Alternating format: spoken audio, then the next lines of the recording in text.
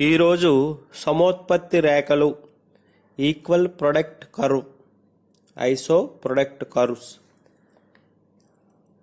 అభిలషణీయమైన ఉత్పత్తి కారకాల సమ్మేళనం ఆప్టిమమ్ ఇన్పుట్ కాంబినేషన్ ద్వారా ఉత్పత్తిదారుడు సమతుల్యం లేదా సంస్థ సమతుల్యం producer equilibrium or equilibrium of the firm గురించి తెలుసుకుందాం. శ్రమ మూలధనం ఉత్పాదకాలుగా ఒక యూనిట్ ఉత్పాదితాన్ని తయారు చేయడానికి అనేక ఉత్పత్తి పద్ధతులుంటాయి. ఇందులో ఏ ఉత్పత్తి పద్ధతి ఎంపిక చేసుకోవాలి అనే నిర్ణయం ఆయా పద్ధతులు సాంకేతిక సామర్థ్యం మీదే కాక ఆర్థిక సామర్థ్యం మీద కూడా ఆధారపడి ఉంటుంది. రెండు చర ఉత్పాదకాలను ఉపయోగించే ఉత్పత్తి ఫల విశ్లేషణకు ఉపయోగించే భావనే సమోత్పత్తి రేఖలు. వినియోగ సిద్ధాంతంలో ఉపయోగించే ఉదాసీన రేఖల మాదిరిగానే ఉండేవే సమోత్పత్తి రేఖలు. ఉత్పత్తి ప్రక్రియను అర్థం చేసుకోవడంలో సమోత్పత్తి రేఖ అనే భావనకు చాలా ప్రాముఖ్యత ఉంది. ఒక వస్తువును ఉత్పత్తి చేయడానికి లభ్యమవుతున్న సాంకేతిక సామర్థ్యం గల అన్ని ఉత్పత్తి పద్ధతులకు కేంద్రీకృతంగా ప్రాతినిధ్యం వహించే రేఖే సమోత్పత్తి రేఖ అని చెప్పవచ్చు. వినియోగ ప్రవృత్తిని తెలిపే ఉదాసీన వక్రరేఖ లాంటివే సమోత్పత్తి రేఖలు. దీనికి గల ఒక ప్రమేయం రెండు ఉత్పత్తి కారకాల మధ్య ప్రత్యామ్నాయం సాధ్యమవుతుంది. ఒకే స్థాయిలో ఉత్పత్తి చేయడానికి గల అన్ని ఉత్పాదక మిశ్రమాలని తెలిపేదే సమోత్పత్తి రేఖ. ఒకే స్థాయి ఉత్పత్తిని తెలిపే బిందువులు గుండా పోయే వలయాకారపు రేఖే సమోత్పత్తి రేఖ. ఒక నిర్దిష్ట పరిమాణంలో ఉత్పన్నం చేయగల సామర్థ్యమున్న ఉత్పాదకాల మిశ్రమాలకు సమోత్పత్తి రేఖ ప్రాతినిధ్యం వహిస్తుంది. కాబట్టి ఉత్పత్తిదారు వాటి మధ్య ఉదాసీనంగా ఉంటాడు. అందువల్ల సమోత్పత్తి రేఖలకు మరొక పేరే ఉత్పత్తిదారుని ఉదాసీన రేఖలు. ఉత్పత్తి కారకాల మధ్య గల ప్రత్యామ్నాయత ఆధారంగా సమోత్పత్తి రేఖలను వివరించడం జరిగింది. సమోత్పత్తి రేఖలు ఐసోక్వాన్స్ ఆర్ ఈక్వల్ ప్రొడక్ట్ కర్వ్స్.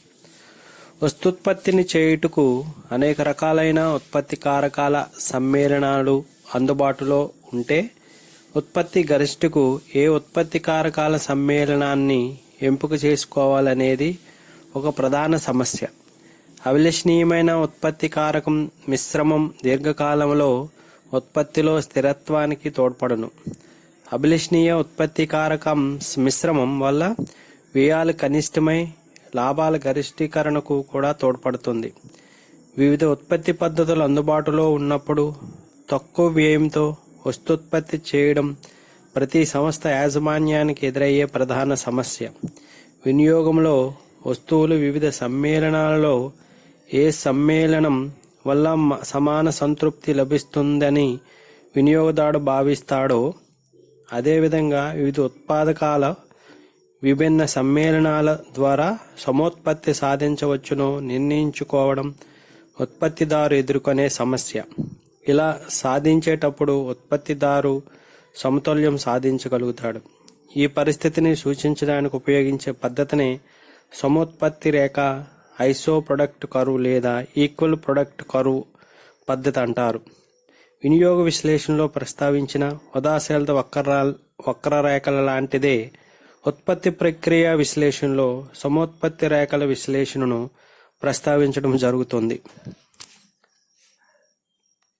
ఉత్పత్తి ప్రక్రియలో కారకాల వివిధ సమ్మేళనాల ద్వారా సమాన ఉత్పాదతను సాధించినప్పుడు ఉత్పత్తిదారుడు ఆ కారకాల సమ్మేళన విషయంలో ఉదాసీనంగా ఉంటాడు. సమాన ఉత్పాదన లభిస్తుండడం వల్ల వివిధ సమ్మేళనాల పట్ల ఉదాసీనంగా ఉండటం సహజమని ఈ విశ్లేషణ వివరిస్తుంది. ఊహించిన ఒక సమోత్పత్తి పట్టిక ఆధారంగా ఈ విశ్లేషణ వివరించవచ్చు. ఈ పట్టికలో కారకాల సమ్మేళనం, మూలధన యూనిట్లు, శ్రమ యూనిట్లు, మొత్తం ఉత్పత్తి తీసుకున్నాం. కారకాల సమ్మేళనంలో ఏ మొదటిది, బి రెండవది, సి మూడోది, డి నాలుగోది, ఈ 5వది. మూలధన యూనిట్లు 1, 2, 3, 4, 5.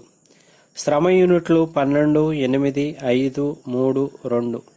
మొత్తం ఉత్పత్తి 100, 100, 100, 100, 100. ఏ మొదటి సమ్మేళనంలో ఒక మూలధన యూనిట్లు 12 శ్రమ యూనిట్లు తీసుకొని మొత్తం 100 ఉత్పత్తి చేయవచ్చు. మొత్తం ఉత్పత్తి 100 యూనిట్లు. బి రెండో కారకాల సమ్మేళనంలో 2 మూలధన యూనిట్లు 8 శ్రమ యూనిట్లు తీసుకున్న మొత్తం ఉత్పత్తి 100 యూనిట్లే.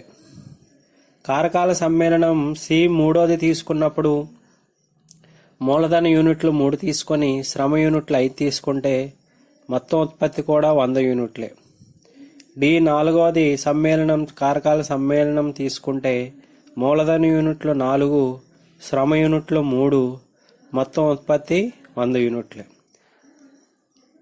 ఈ 5వది కారకాల సమ్మేళనం తీసుకుంటే మూలధన యూనిట్లు 5, శ్రమ యూనిట్లు 2, మొత్తం ఉత్పత్తి 100. కారకాల సమ్మేళనంలో మార్పు చేయడం వల్ల మూలధన యూనిట్లు పెరిగినట్లయితే శ్రమ యూనిట్లు తగ్గుతున్నప్పుడు మొత్తం యూనిట్లో మార్పు లేదు. మొత్తం యూనిట్లు 100, 100, 100, 100 వచ్చింది. మూలధన యూనిట్లు పెంచితే శ్రమ యూనిట్లు తగ్గించడం వల్ల మొత్తం ఉత్పత్తిలో మార్పు లేదు. ఒక వస్తువును XY అనే 2 ఉత్పత్తి కారకాలు ఉత్పత్తి చేస్తాయి అనుకుందాం. ABCD ఈ రూపంలో అన్ని ఉత్పత్తి కారకాల సమ్మేళనం ఒకే రకమైన 100 యూనిట్లు ఉత్పత్తి చేసే స్థితి ఈ పట్టిక సూచిస్తుంది. ఈ పట్టిక ప్రకారం ఉత్పత్తి కారకాల సమ్మేళనం A 1x plus 12y, B సమ్మేళనంలో 2x 8y, C సమ్మేళనంలో 3x ప్లస్ 5y, డి సమ్మేళనంలో 4x ప్లస్ 3y, ఈ సమ్మేళనంలో 5x ప్లస్ 2y. ఈ వివిధ సమ్మేళనాలు 100 యూనిట్ల ఉత్పత్తిని ఇస్తున్నాయి.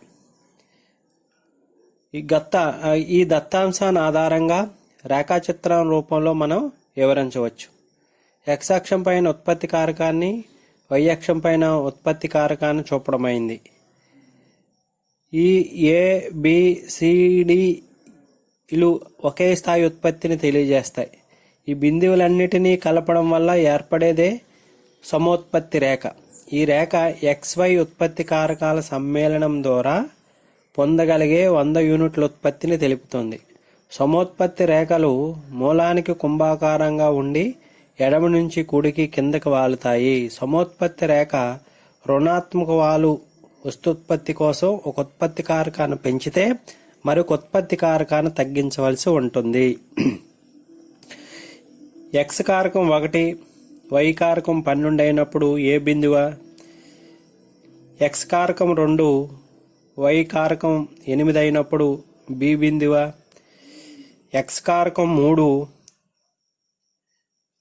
Y కారకం 5 యూనిట్లు అయినప్పుడు సి బిందువు, X కారకం 4, Y కారకం 3 అయినప్పుడు డి బిందువ, X కారకం 5, Y కారకం 2 అయినప్పుడు ఈ బిందువు ఏర్పడింది. ABCD ఈ బిందువులు కలిపితే సమోత్పత్తి రేఖ ఏర్పడింది. ఈక్వల్ ప్రొడక్ట్ కర్వ్ అంటారు దీన్ని. ఐసోకాంటర్ రేఖ ఏర్పడింది. కాబట్టి వివిధ బిందువులను XY యూనిట్లు కలిపితే X అంటే మూలధనం, Y అంటే శ్రమ యూనిట్లు. ఈ 2 కారకాల సమ్మేళనం కాంబినేషన్ బిందువులను కలిపినట్లయితే ఈక్వల్ ప్రొడక్ట్ కర్వ్ అనేది సమోత్పత్తి రేఖ అనేది ఏర్పడింది. ఈ సమోత్పత్తి రేఖ అంటే ABCDE వివిధ బిందువులు కలపగా ఏర్పడిన రేఖే సమోత్పత్తి రేఖ.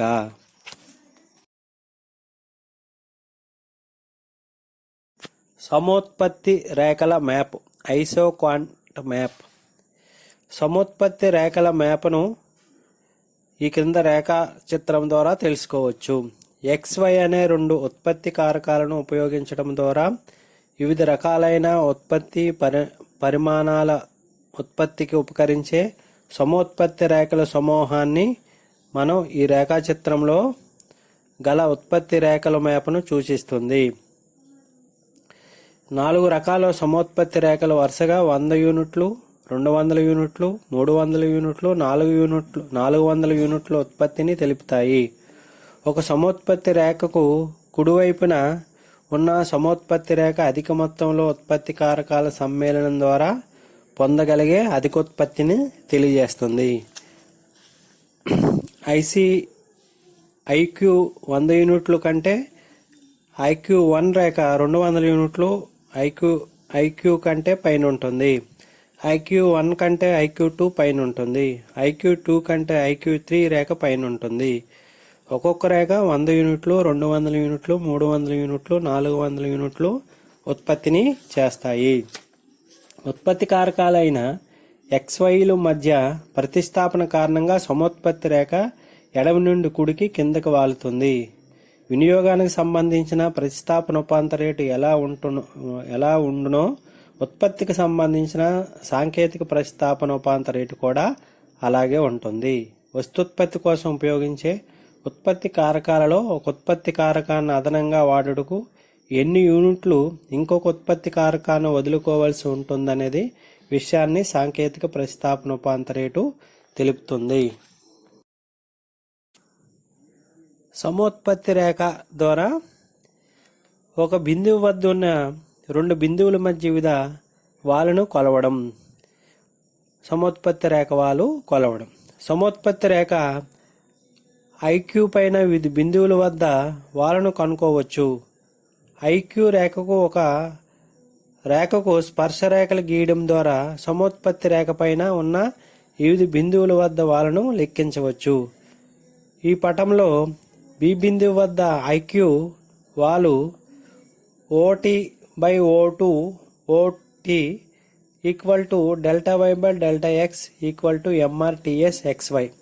అదేవిధంగా ఏబి రేఖల స్పర్శించిన బిందువు ఈ బిందువు వద్ద ఐక్యూ వాల్ equal to OA/OB equal to MRTS XY. XY ఉత్పత్తి కారకాల భౌతిక ఉపాంత ఉత్పాదకతను MRTSను తెలుపుతుంది. ఒక ఐక్యూ పై ఉండే బిందువులన్నీ సమాన ఉత్పత్తిని సూచిస్తాయి. కాబట్టి ఈ రేఖపై ఒక బిందువు నుంచి మరొక బిందువుకు కదలికలో ఒక Y ఉత్పత్తి కారకం యూనిట్లు తగ్గితే X ఉత్పత్తి కారకం యూనిట్లు పెరుగుతాయి. ఇందువల్ల Y ద్వారా వస్తుత్పత్తిలో వచ్చే తగ్గుదల X ద్వారా వస్తుత్పత్తిలో వచ్చే పెరుగుదలకు సమానం. ఈ పరిస్థితి కింద విధంగా తెలపవచ్చు. MP Y into delta Y equal to MP X into delta X equal to delta Y/డెల్టా X ఈక్వల్ టు MPX/MPY. కాబట్టి MRTS XY equal to PX/PY. ప్రతిస్థాపన వ్యాకోచత్వం. ప్రతిస్థాపన వ్యాకోచత్వం 2 కారకాల మధ్య ఉన్న వ్యాకోచత్వం ఏ మేరకు ఉంటుందో కొలిసే సాధనం. ఈ భావనను ప్రవేశపెట్టిన హిగ్స్ ఆర్థికవేత్త పేర్కొన్నట్లు ఈ ప్రతిస్థాపన వ్యాకోచత్వం 2 కారకాలను ప్రతిస్థాపన చేయడానికి వీలుందో లేదో కొలవడానికి పనికొస్తుంది. ఒక యూనిట్ ఉత్పాదనకు శ్రమ మూలధనాలను ఒక స్థిరమైన అనుపాతంలో, అంటే ఉదాహరణకు ఒక యంత్రము ప్లస్ 2 శ్రామికులను, వీటి మధ్య ప్రతిస్థాపన వ్యాకోచత్వం శూన్యం. శ్రమ మూలధనాలు 2 సంపూర్ణ ప్రత్యామ్నాయాలైతే అప్పుడు వాటి మధ్య ప్రతిస్థాపన వ్యాకోచత్వం అనంతం, ఇన్ఫినిట్. శ్రమ పరిమాణాన్ని పెంచడం వల్ల మూలధన ఉపాంత ఉత్పాదకతలో కూడా మొత్తం ఉత్పత్తి పెరిగిన అనుపాతంలోనే పెరుగుతున్నప్పుడు వాటి మధ్య ప్రతిస్థాపన వ్యాకోచత్వం 1కి సమానంగా ఉంటుంది. శ్రీమతి జోన్ రాబిన్సన్ ప్రతిస్థాపన వ్యాకోచత్వాన్ని మరొక విధంగా నిర్వచించాడు. కారకాల అనుపాతంలోని మార్పు నిష్పత్తిని ఆ కారకాల ఉపాంత ఉత్పాదకాల మార్పుల నిష్పత్తితో భాగించగా వచ్చేదే ప్రతిస్థాపన వేకోచత్వం. వస్తూత్పత్తికి ఉపయోగించే ఉత్పాదకాలు మూలధనం K, శ్రామికులు L అనుకుంటే ప్రతిస్థాపన వేకోచత్వాన్ని ES కింద తెలిపిన సమీకరణం ద్వారా కనుక్కోవచ్చు. ES ఉత్పత్తి కారకాల నిష్పత్తిలో అనుపాత మార్పు బై సాంకేతిక ప్రతిస్థాపనోపాంత రేటులో అనుపాత మార్పు KL బై K/L లో అనుపాత మార్పు బై MRTS LK లో అనుపాత మార్పు delta K/L by K/L by delta MRTS KL by MRTS KL delta K/L by K/L into MRTS KL by delta MRTS KL delta K/L by delta MRTS KL into MRTS KL by K/L.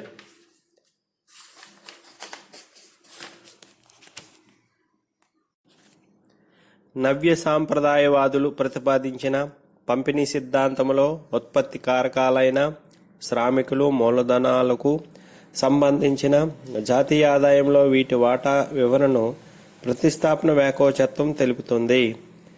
ఈ రేఖాచిత్రంలో OX అక్షం పైన శ్రమ మూలధన నిష్పత్తిని అంటే K/Lని, Y అక్షం పైన సాంకేతిక ప్రతిస్థాపన ఉపాంత రేటును అంటే MRTS KLను తీసుకోవడం జరిగింది.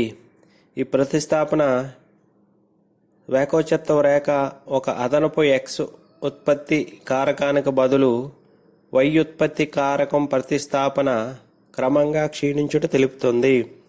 ఈ రేఖ ఎడమ నుండి కుడికి కిందకి వాలుతుంది. పటంలో Y అక్షం పైన MRTX XYను, X అక్షం పైన K/L నిష్పత్తిని కొలవడం జరిగింది. ప్రతిస్థాపన వేకోచత్వం రేఖ మూలానికి కుంభాకారంగా ఉన్నందువల్ల ఉత్పత్తి కారకాల అనుపాతానికి MRTS XYల మధ్య రుణాత్మక సంబంధం ఉంటుంది.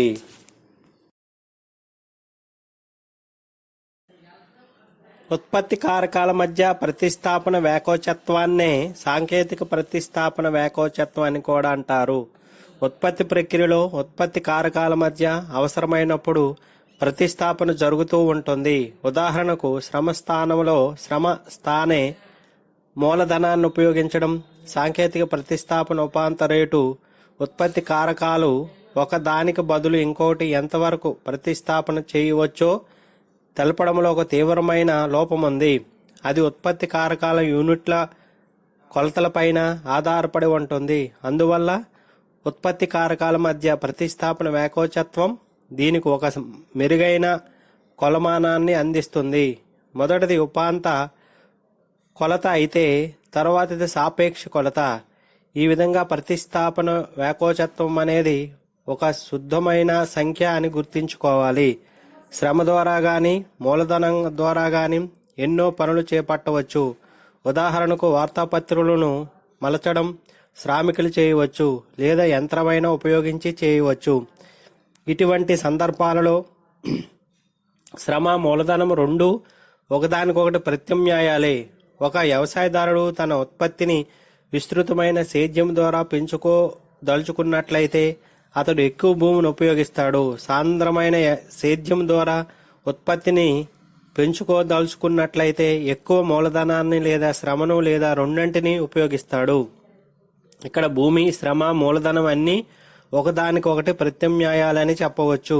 ఉత్పత్తి కారకాల మధ్య ప్రతిస్థాపన వేకోచత్వం అనే భావనను J.R. హిక్స్ ప్రవేశపెట్టాడు. అతని నిర్వచనం ప్రకారం ఒక ఉత్పత్తి కారకాన్ని ఇతర ఉత్పత్తి కారకాలకు ప్రత్యామ్నాయంగా వాడడాన్ని కొలుస్తుంది. శ్రమ, మూలధనం అనేవి రెండు ఉత్పత్తి కారకాలు ఉన్నాయని అనుకుందాం. ఒకవేళ ఈ రెండు సంపూర్ణ ప్రత్యామ్నాయాలైనట్లయితే అప్పుడు ప్రతిస్థాపన వ్యాకోచత్వం అనంతంగా ఉంటుంది. అంటే ఉత్పత్తి ప్రక్రియలో ఈ రెండు ఉత్పత్తి కారకాలకు భేదమే ఉండదు. దీన్ని వాడిన ఫలితం మాత్రం ఒకే విధంగా ఉంటుంది. అట్లాగే కాకుండా ఈ రెండు ఉత్పత్తి కారకాలు ఒకటి చేసే పని ఇంకొకటి అసలే చేయనట్లయితే వాటి మధ్య ప్రతిస్థాపన వ్యాకోచత్వం సున్నాగా ఉంటుంది. నిజానికి ఉత్పత్తి కారకాలు ఒకదానికొకటి సంపూర్ణ ప్రత్యామ్నాయాలు కావు. ప్రత్యామ్నాయాలు అనేది పూర్తిగా లోపించి కూడా ఉండదు. అందువల్ల ప్రతిస్థాపన వ్యాకోచత్వం విలువ సున్నాకు అనంతానికి మధ్య ఉంటుంది. ఈ విలువ ఎంత అధికంగా ఉంటే ఆ రెండు ఉత్పత్తి కారకాల మధ్య ప్రత్యామ్నాయత అంత ఎక్కువగా ఉంటుంది. హిగ్స్ అతడు రివిజన్ ఆఫ్ డిమాండ్ సిద్ధాంతంలో ఏమన్నాడంటే, సంపూర్ణమైన పోటీలో రెండే రెండు ఉత్పత్తి కారకాలు ఉన్నాయనుకొని మనం ఒక రేఖని గీయవచ్చు. అక్షం పైన ఉత్పత్తి కారకాల నిష్పత్తిని, ఇంకొక అక్షం పైన ఒక యూనిట్ ఉత్పత్తి కారకాల విలువని నిష్పత్తిని కొలవచ్చు. ఈ రేఖ ఉండే వ్యాకోచత్వాన్ని ప్రతిస్థాపన వ్యాకోచత్వం అనవచ్చు. ఈ రెండు ఉత్పత్తి కారకాల ఉపాంత భౌతిక ఉత్పాదకాల నిష్పత్తి సాంకేతిక ప్రతిస్థాపన ఉపాంత రేటు MRTSను అని అంటారు. అందువల్ల ప్రతిస్థాపన వ్యాకోచత్వాన్ని సమోత్పాదక రేఖల విశ్లేషణ ద్వారా వివరించవచ్చు.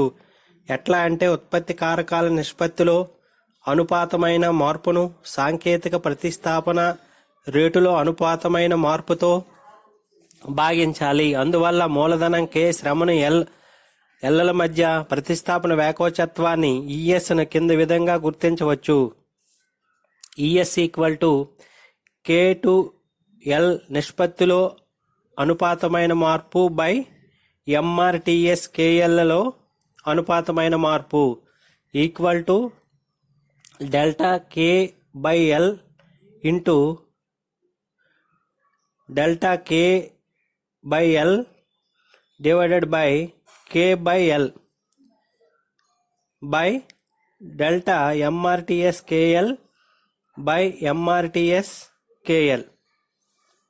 ఇక్కడ delta K by L by delta MRTS KL into MRTS KL by KL. ఈ నిర్వచనం ప్రకారం సాంకేతిక ప్రతిస్థాపన ఉపాంత రేటుకు ఉత్పత్తి కారకాల అనుపాతంలో విలోమ సంబంధం ఉంటుంది. X అక్షం పైన మూలధన శ్రమ నిష్పత్తిని, Y అక్షం పైన సాంకేతిక ప్రతిస్థాపన ఉపాంత రేటును కొలిచినట్లయితే మనకు వచ్చే రేఖ TS రేఖ. ఈ రేఖ ప్రతిస్థాపన వ్యాకోచత్వాన్ని కొలుస్తుంది. TS అనే ప్రతిస్థాపన రేఖ BC అనే బిందువుల మధ్య సమమైందిగా ఉంది. కాబట్టి ప్రతిస్థాపన వ్యాకోచత్వం ఎక్కువగా ఉన్నట్లు తెలుస్తుంది. ఈ స్థితిలో మూలధనము శ్రమ నుంచి ప్రత్యామ్నాయాలను గ్రహించాలి. ప్రతిస్థాపన రేఖ OB బిందువుల మధ్య ఉన్నట్లు నిటారంగా ఉంటే ప్రతిస్థాపన వ్యాకోచత్వం తక్కువగా ఉంటుంది. ఏ బిందువు వద్ద ప్రతిస్థాపన రేఖ నిలువుగా ఉంటే ఇక్కడ ప్రతిస్థాపన వ్యాకోచత్వం 0 సమానంగా ఉంటుంది. ఎందువల్లంటే MRTSలో ఒక నియమితమైన ఒక శాతం మార్పు, మూలధన శ్రమ నిష్పత్తిలో మార్పు లేదు. C అనే బిందువు వద్ద ప్రతిస్థాపన వ్యాకోచత్వం అనంతంగా ఉంది. కారణం ఏంటంటే MRTSలో ఒక నియమితమైన శాతం మార్పు, మూలధన శ్రమ నిష్పత్తిలో అనంతమైన మార్పు తెలుస్తుంది. MRTSలో ఒక నియమితమైన శాతం మార్పు మూలధన శ్రమ నిష్పత్తిలో దానికి సమానమైన మార్పు కలుగజేస్తుంది. కాబట్టి B బిందువు వద్ద ప్రతిస్థాపన వ్యాకోచత్వం 1కి సమానంగా ఉంటుంది. ప్రతిస్థాపన వ్యాకోచత్వం 1 సమానంగా ఉంటే ఉత్పత్తిలో తరహా అనుసరించి నిలకడగా ఉండే ప్రతిఫలాలు లభిస్తాయి. ప్రతిస్థాపన వ్యాకోచత్వం 1 కంటే ఎక్కువగా ఉంటే తరహా అనుసరించి పెరుగుతున్న ప్రతిఫలాలు, ఈ వ్యాకోచత్వం 1కు తక్కువగా ఉంటే తరహా అనుసరించి క్షీణ ప్రతిఫలాలు చేకూరుతాయని గ్రహించాలి. సమతుల్యంలో MRTS అనేది ఉత్పత్తి కారకాల ధరల నిష్పత్తికి సమానంగా ఉంటుంది. కాబట్టి సూత్రంలో MRTSను ఉత్పత్తి కారకాల ధరల నిష్పత్తిలో పునఃస్థాపన చేస్తే అప్పుడు ES ఉత్పత్తి కారకాల నిష్పత్తిలో అనుపాతమైన మార్పు K బై L బై ఉత్పత్తి కారకాల ధరల నిష్పత్తిలో అనుపాత మార్పు PK by PL equal to delta K by L by K by L by delta PK by PL by PK by PL equal to delta KL by K by L into PK by PL by delta PK by PL equal to delta K by L by delta PK by PL into PK by PL by KL by K by L. ఈ సూత్రంలో ఎంఆర్టీఎస్ను ప్రతిస్థాపన కారక ధరల నిష్పత్తిలో పునఃస్థాపన చేయడం ఎంతో ప్రయోజనకరంగా ఉంటుంది. ధరకు సంబంధించిన సమాచారం ఎంఆర్టీఎస్కు సంబంధించిన సమాచారం కంటే చాలా తేలిగ్గా లభ్యమవుతుంది. అంతేకాకుండా ఉత్పత్తి కారకాల అనుపాతంలో మార్పులు సాధారణంగా ఉత్పత్తి కారకాల సాపేక్ష ధరల వల్ల ప్రేరేపించడం అవుతుంది. సమవ్యయ రేఖ ఐసో కాస్ట్ లైన్ ఒక నిర్దేశిత ఉత్పత్తి స్థాయి సాధనకు సంబంధించిన అనేక రకాలైన సాంకేతిక అవకాశాలను సమవ్యయ రేఖ తెలుపుతుంది. ఇంకొక విధంగా చెప్పాలంటే ఉద్యమదారుడు తన దగ్గరున్న బడ్జెట్ లేదా పెట్టుబడితో వస్తూత్పత్తికి అందుబాటులో ఉన్న వివిధ ఉత్పత్తి కారకాల సమ్మేళనాలను ఎంపిక పరిమితిని సమవ్యయ రేఖ తెలుపుతుంది. ఉత్పత్తిదారుడు ఎంపిక పరిమితిని సమవ్యయ రేఖ నిర్దేశిస్తుంది. అయితే లాభాలను గరిష్టం చేసుకోవడానికి ఉత్పత్తి కారకాల సమ్మేళనపు ఎంపిక ప్రధానంగా రెండు అంశాలపై ఆధారపడును. 1. ఉత్పత్తి సంబంధిత సాంకేతిక అంశాలు. 2. వస్తూత్పత్తికి ఉపయోగించే ఉత్పత్తి కారకాల ధరలు. సమవ్యయ రేఖ ఉత్పత్తి కారకాల ధరల నిష్పత్తిని తెలుపుతుంది. ఉదాసీనత వక్రరేఖ పద్ధతిలోనే గల బడ్జెట్ రేఖ మాదిరిగా సమవ్యయ రేఖ ఉంటుంది. ఉత్పత్తి కారకాల ధరలు స్థిరంగా ఉన్నప్పుడు నిర్దేశిత ఉత్పత్తి సాధనకు ఉద్యమదారుడు అవసరమైన పలు రకాలైన ఉత్పత్తి కారకాల సమ్మేళనాలను సమవ్యయ రేఖ సూచిస్తుంది. ఈ విధంగా సమోత్పత్తి రేఖ ఉత్పత్తి కారకాల ధరలకు వస్తూత్పత్తి వ్యయానికి మధ్య గల సంబంధాన్ని తెలుపుతుంది. సమవ్యయ రేఖ వాళ్ళు ఈ రేఖాపటంలో చూసినట్లయితే ఇందులో ఓఎక్స్ అక్షం పైన శ్రామికులను, ఓవై అక్షం పైన మూలధనాన్ని చూపడం జరిగింది. సంస్థ వద్ద ఉన్న మొత్తం బడ్జెట్ 5,000 రూపాయలు, మూలధన యూనిట్ ధర 500, శ్రామిక యూనిట్ ధర 50 అనుకుందాం. ఈ పరిస్థితిలో సంస్థ 10 యూనిట్లు మూలధనాన్ని కానీ లేదా 100 యూనిట్లు శ్రామికులు కానీ లేదా 2 ఉత్పత్తి కారకాల సమ్మేళనాన్ని కానీ ఉపయోగించుకోవచ్చు. పిఎల్ ఒకవేళ బడ్జెట్ 6,000 పెరిగితే 12 యూనిట్ల మూలధనాన్ని 120 యూనిట్లు శ్రామికులను ఉపయోగించగలుగుతుంది. పిఎల్ తదుపరి బడ్జెట్ 7,000కు పెరిగితే పిఐఎల్ఐ తదుపరి బడ్జెట్ 7,000కు పెరిగితే 14 యూనిట్ల మూలధనాన్ని 140 యూనిట్ల శ్రామికులను ఉపయోగించగలుగుతుంది. P2L2 ఉత్పత్తి కారకాల ధరల స్థిరంగా ఉండి సంస్థ బడ్జెట్ 5 నుంచి 6, 6 నుంచి 7,000 వరకు పెరిగినందున సమవ్యయ రేఖ క్రమంగా కుడివైపుకు జరుగుతుంది. సమవ్యయ రేఖ వాలు ఉత్పత్తి కారకాల ధరల నిష్పత్తికి సమానం కాబట్టి సమవ్యయ రేఖలు ఈక్వల్ టు శ్రమ ధర బై మూలధన ధర ఈక్వల్ టు పిఎల్ బై పీకే.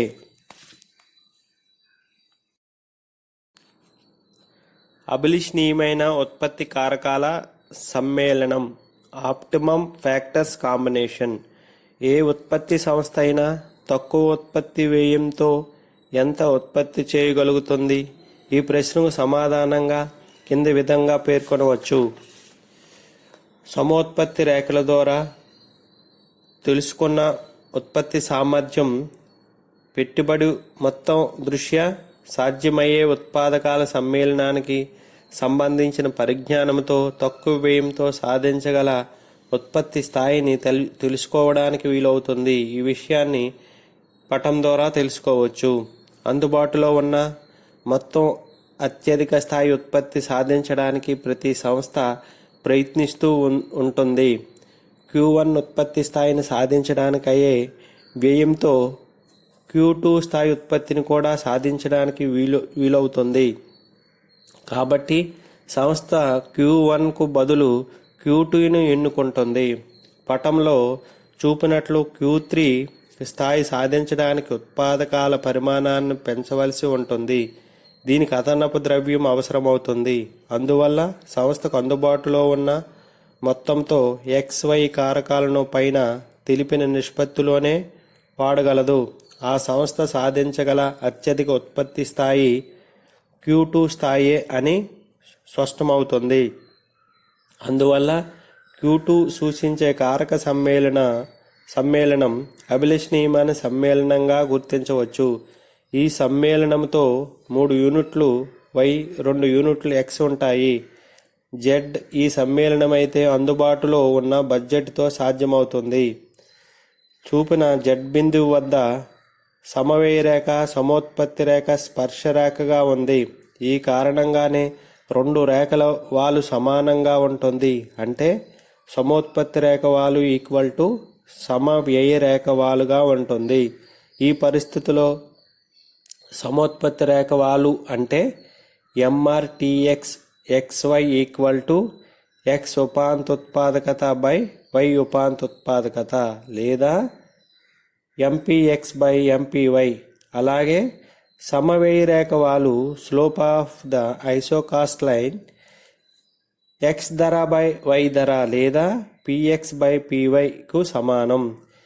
ఇలా ఉండడం వల్ల సమతుల్యం ఏర్పడుతుంది. అందువల్ల సమీకరణ స్వరూపం ఈ కింద విధంగా ఉంటుంది. MPX by MPY equal to PX by PY.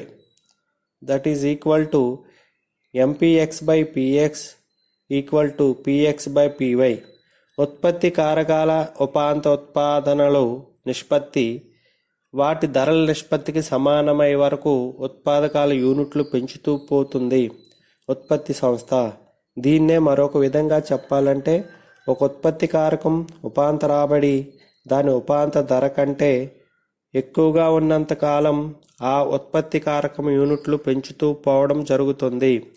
ఈ విధంగా విశ్లేషణ ఆధారంగా ఒక ఉత్పత్తి సంస్థ ఒకానొక స్థాయి ఉత్పత్తి చరానుపాతాల సూత్రం, సమోపోత్పత్తి, సమోనుత్పత్తి, సమవ్యయ రేఖలు, ఉత్పత్తిదారుడు సమతుల్యం సాధించడానికి అభిలషణీయమైన కారక సమ్మేళనం వినియోగిస్తూ ఉంటుంది. ఈ విషయాన్ని కింద రేఖాచిత్రం ద్వారా తెలుసుకోవచ్చు. ఉత్పత్తిదారుని సమతుల్యం లేదా సంస్థ సమతుల్యం. ఉత్పత్తి కారకాల సాంకేతిక ప్రతిస్థాపనోపాంత రేటు MRTX XY. ఉత్పత్తి కారకాల ధరల నిష్పత్తి PL/PK ఆధారంగా రేఖాచిత్రం సహాయంతో ఉత్పత్తిదారుని సమతుల్యాన్ని లేదా సంస్థ సమతుల్యాన్ని వివరించవచ్చు. MRTS XY లేదా సమోత్పత్తి రేఖవాలు సమవ్యయ రేఖవాలు PL/PKకు సమానంగా ఉండి సమోత్పత్తి రేఖ సమవ్యయ రేఖకు స్పర్శ రేఖగా ఉన్న బిందువు వద్ద ఉత్పత్తిదారుడు సమతుల్యంలో ఉంటాడు. ఈ రేఖాచిత్రం ప్రకారం ఉత్పత్తిదారుడికి Q1, Q2, Q3 3 స్థాయిలో ఉత్పత్తి అందుబాటులో ఉంది. కానీ అతని బడ్జెట్ లేదా పెట్టుబడికి తెలిపే సమవ్యయ రేఖను అనుసరించి Q1, Q2 ఉత్పత్తి స్థాయిల వరకే ఉత్పత్తి చేయగలడు. పటంలో Z బిందువు వద్ద సమోత్పత్తి రేఖవాలు సమవ్యయ రేఖకు స్పర్శ రేఖగా ఉన్నందున ఉత్పత్తిదారుడు సమతుల్యంలో ఉండి అభిలషణీయమైన ఉత్పత్తిని చేయగలడు.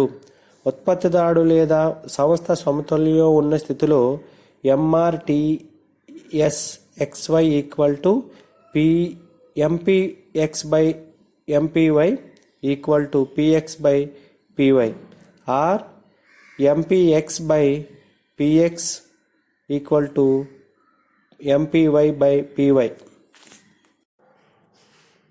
ఉత్పత్తిదారుడు సమతుల్యం. కారకాల మిశ్రమానుకున్న కనిష్ట వ్యయంతో ఒక ఉత్పాదిత స్థాయిని ఉత్పత్తి చేయడానికి ఉత్పత్తిదారుడు ప్రయత్నిస్తాడు. ఇక్కడ ఈ కనిష్ట వ్యయం గల కారణాల మిశ్రమం అతనికి అభిలషణీయ కారకాల మిశ్రమం అవుతుంది.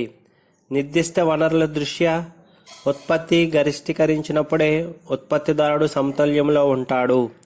ఇచ్చిన సమవ్యయ రేఖ ఆధారంగా అన్నింటికంటే ఎగువన ఉన్న సమోత్పత్తి రేఖను చేరుకోగలిగినప్పుడు ఉత్పత్తిదారుడు సమతుల్యాన్ని చేరుకున్నాడని భావించవచ్చు. సమోత్పత్తి రేఖ సమోత్పత్తి వ్యయ రేఖను సమోత్పత్తి రేఖ స్పృశించినప్పుడే లేదా తాకినప్పుడే ఇది సాధ్యమవుతుంది.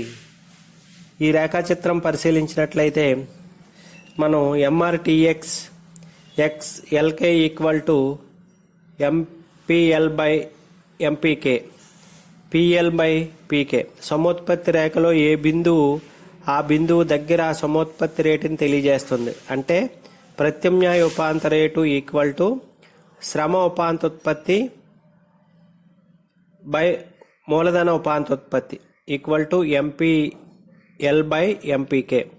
సమోత్పత్తి వ్యయ రేఖలో ఏ బిందువైనా ఆ బిందువు దగ్గర రెండు ఉత్పత్తి కారకాల ధరల నిష్పత్తి తెలియజేస్తుంది. Equal to PL by PK. ఈ రెండు రేఖలు ఒకదానికొకటి స్పృశించుకున్న సమతుల్య స్థానంలోనే MPL by MPK equal to PL by PK లేదా MPL by PL equal to MPL by PK. అంటే ఉత్పత్తిదారుడు సమతుల్య స్థానంలో ఉన్నప్పుడు ఆ సమతుల్య స్థానం దగ్గర శ్రమ మీద పెట్టిన ఆఖరి రూపాయి ఇచ్చిన ఉత్పత్తి మూలధనం మీద పెట్టిన ఆఖరి రూపాయి ఇచ్చిన ఉత్పత్తికి సమానం అవుతుంది.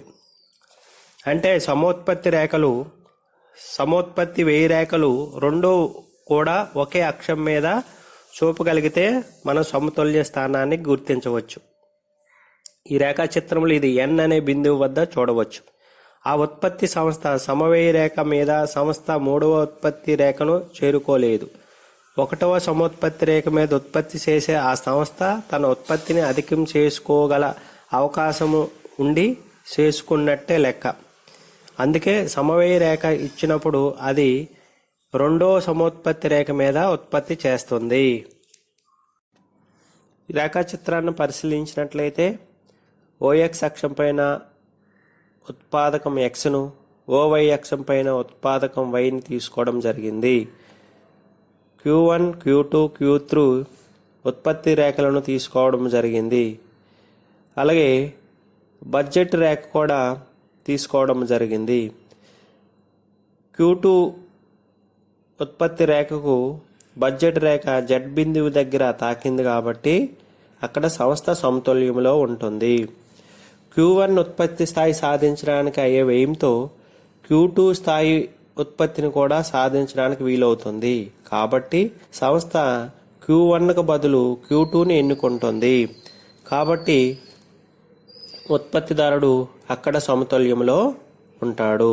కాబట్టి రేఖాచిత్రంలో Q2 ఉత్పత్తి రేఖ దగ్గర బడ్జెట్ రేఖ తాకింది కాబట్టి జెడ్ బిందువు దగ్గర ఉత్పత్తి రేఖ Q2 ఉత్పత్తి రేఖ బడ్జెట్ రేఖ రెండు తాకాయి కాబట్టి స్పర్శించింది కాబట్టి జెడ్ బిందువు దగ్గర సంస్థ సమతుల్యంలో ఉంటుంది. ఉత్పత్తిదారుడు లేదా సంస్థ సమతుల్యంలో ఉంటుంది. కాబట్టి సంస్థ సమతుల్యంలో ఉన్నప్పుడు MRTS XY equal to MPX by MPY equal to PX by PY లేదా MPX by PX equal to MPY by PY.